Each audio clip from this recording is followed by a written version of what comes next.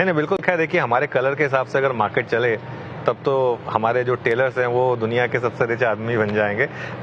लेकिन नवनीत जी, इसी पॉइंट को थोड़ा आगे बढ़ा के डिस्क्रिशनरी या नॉन डिस्क्रिशनरी दोनों कंजम्पशन नंबर्स खराब और आउटलुक भी थोड़ा खराब दिख रहा है, ऐसे में ईपीएस डाउनग्रेड अपनी तरफ, क्या वैल्यूएशन भी मार्केट थोड़ा सा रीसेट कर रहा है? जो आज लीवर में रिएक्शन आया, क्या वो उसका थोड़ा सा एक वार्निंग साइन है? आई थिंक थोड़ा सा रीसेट हो रहा है। हम पिछले कुछ क्वार्टर से देखें, बाजार एक ऐसा था कि चाहे अच्छे समाचार आए चाहे बुरे समाचार आए, बाजार को ऊपर जाना है। कंपनियों के नतीजे भी चाहे अच्छे आए या बुरे आए, कोई न्यूज़ अच्छी आए या बुरी आए, प्राइस तो ऊपर ही जाना है। वैसा बंद हो गया है। बाजार में एक डिस्क्रिमिनेशन आ गया है। अगर अच्छे कोई समाचार हैं तो बाजार ऊपर जा रहा है, कंपनी के नतीजे अगर एक्सपेक्टेशन से ज़्यादा अच्छे हैं तो स्टॉक ऊपर भी जा रहा है। आपने एक ही सेक्टर में देखा है, एक स्टॉक के नतीजे अच्छे नहीं थे, वो उसका प्राइस नीचे गया, एक के नतीजे अच्छे थे, उनका प्राइस ऊपर गया। तो बाजार में मुझे लगता है कि एक सैनिटी आ रही है बाजार में, एक जिसको कहें कि एक समझदारी के हिसाब से फंडामेंटल्स में और प्राइस के बीच में जब बड़ा गैप बन रहा था, वो गैप धीरे धीरे कम हो रहा है। और मुझे लगता है कि एक सुदृढ़ बाजार के लिए एक लंबे समय के बुल मार्केट में इस तरह का करेक्शन होना लाजमी है। 2003 से 2008 के बीच में जब सेंसेक्स 3000 से 21,000 गया, 7 गुना हो गया था प्राइस 5 साल में और करीब 5-1 साल में, पर उसमें भी 10-10% के कितने सारे करेक्शंस थे। अभी आपने थोड़े समय पहले बोला अनुज कि 2-3 महीने चल गया तो क्या होगा, लेकिन जब इतनी बड़ी तेजी हुई है, हम कोविड के पहले 12,000 के निफ्टी पे पीक था, वहां से हम 7700 पे आ गए और वहां से हम करीब आज 3 गुने से ज्यादा हो गए हैं 4 साल में। तो इतने बड़े ऊंचाई पर जाने के बाद थोड़ा बहुत करेक्शन होना बिल्कुल लाजमी है। नहीं, वो पता है मैंने क्यों कही थी बात मैं इसलिए कही थी क्योंकि देखिए, वो 2003 से 7 के फेज में आप 10% की बात कर रहे हैं, 3 करेक्शन आई थी 30% से ज्यादा वाली, है ना? तो वो टाइम दूसरा था। लेकिन वो नरेंद्र जी, क्योंकि पैसा जो ये वाला पैसा है ना, इसने वाली करेक्शन देखी नहीं है, उस पैसे ने करेक्शन देखी थी, और उस समय हमारी मार्केट एफआईआई ड्रिवन थी, तो वो फिर भी चाहे उनको ड्रॉडाउन्स का शायद उतना एक्सपीरियंस था।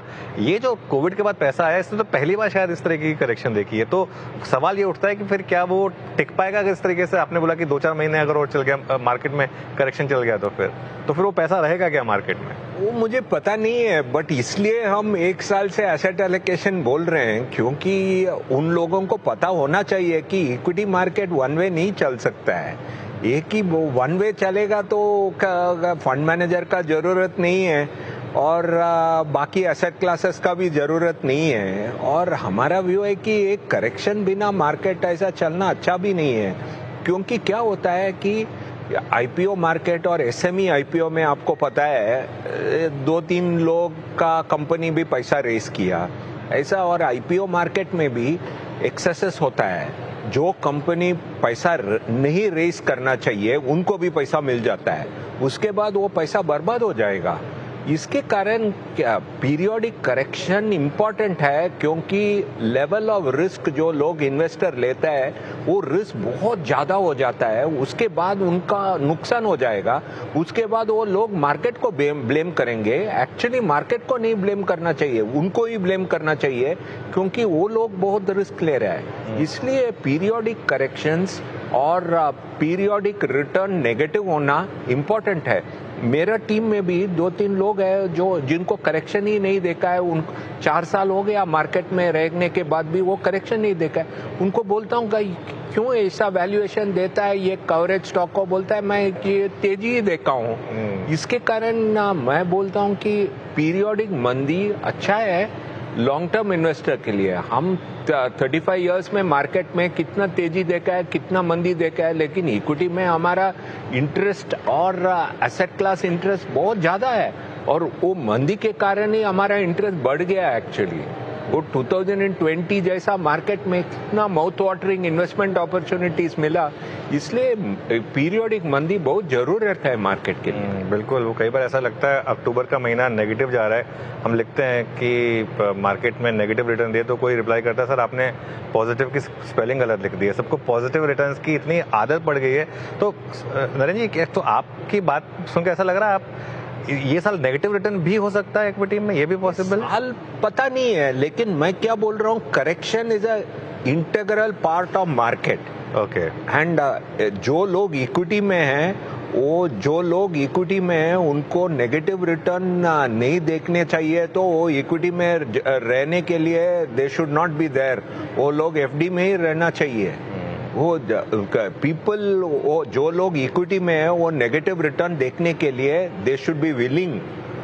वो आज मुझे प्रॉब्लम है, मैं जब इन्वेस्टर के साथ बात करता हूँ उनको बोलता हूँ इक्विटी में नेगेटिव रिटर्न आ सकता है, वो लोग देखते हैं एज दो मैं कोई और एक कॉन्टिनेंट से बात कर रहा हूँ। इसलिए ये सब करेक्शन उनको देखना चाहिए, उसके बाद भी इक्विटी में इन्वेस्ट करना चाहिए।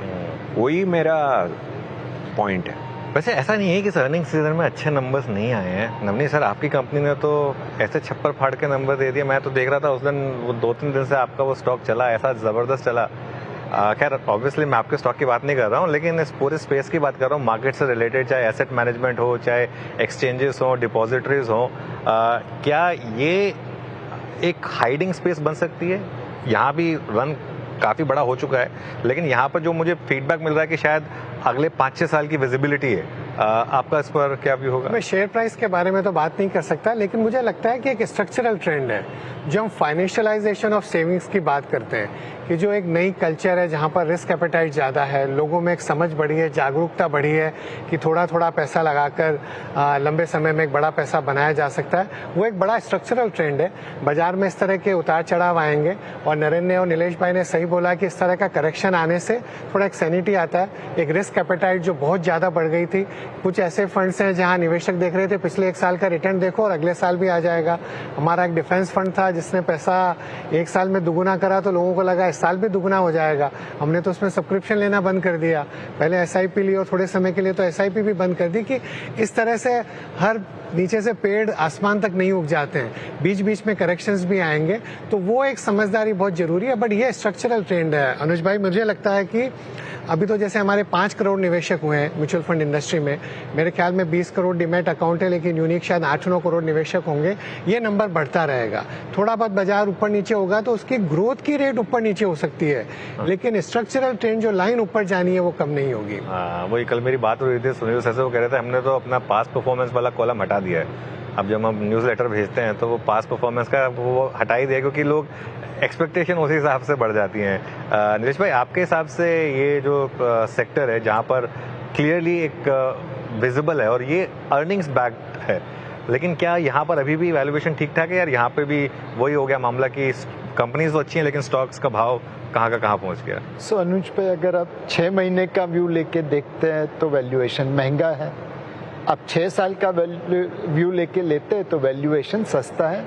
नज़र का फर्क पड़ रहा है। आज ऐसा नहीं है कि इंस्टीट्यूशनल इन्वेस्टर्स ये चीज़ों को नज़रअंदाज करते हैं, बट अल्टीमेटली पैसा लंबी अवधि के लिए बनता है।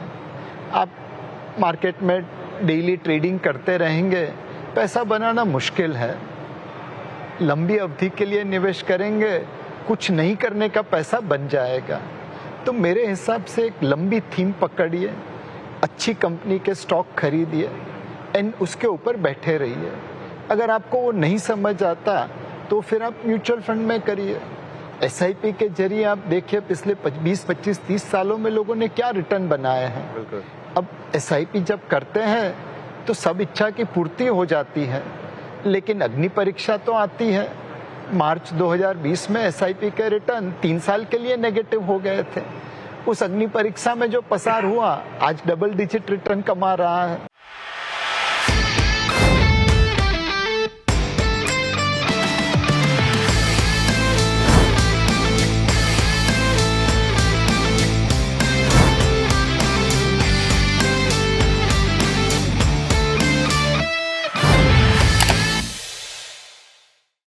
बता दें कि मनी कंट्रोल पर दिए गए विचार एक्सपर्ट्स के अपने निजी विचार होते हैं।